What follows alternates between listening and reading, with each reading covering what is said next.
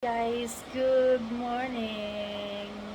Sabado po dito ngayon sa atin at syempre, weekends ay yun doon po tayo natutulog ng mahaba talaga kasi gumigising tayo mga 10, ganon, mga 10 na ng umaga. Kaya guys, ang ating mga ulam as usual dahil weekends, mga leftover na mga baon natin nung weekdays. So, ang mga leftover na mayroon tayo ngayon ay we have leftover na kinamatisang manok,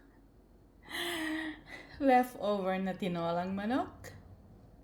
Ang bago dyan ay yung ating egg. Yan. This for me and this is for Lolo. And our dessert, of course, hindi mawawala ang ating kape. Ayan, at kagamutan ni Lolo. And of course, I do have my coffee here too. So, and syempre, rice life. Ayan guys. Simpleng almusal lang po ng mga hindi anak ng kontraktor.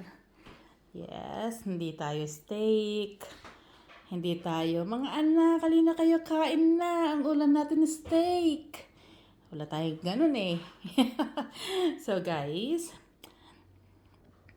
yan ang ulam guys ng mga hindi anak ng contractor. O diba? So, ang ulam natin ay mga leftovers pag weekends. Hindi natin tinatapon yan kasi hindi natin pinupulot ang pera dito sa ibang bansa. Bagkus talagang pinaghihirapan po natin yan guys. So, tara na samahan nyo kami na't kumain ng ating mga ng ating hinanda sa ating almusal. So guys, thank you for watching. Anong mga almusal nyo? Or I would say it's already actually brunch. It's 10. Ayan, aming clock hindi masyado malinaw. It's past 10. It's already 10. 11:35 actually. Ayan, so tara guys, kain na tayo. Meron akong second demotion doon sa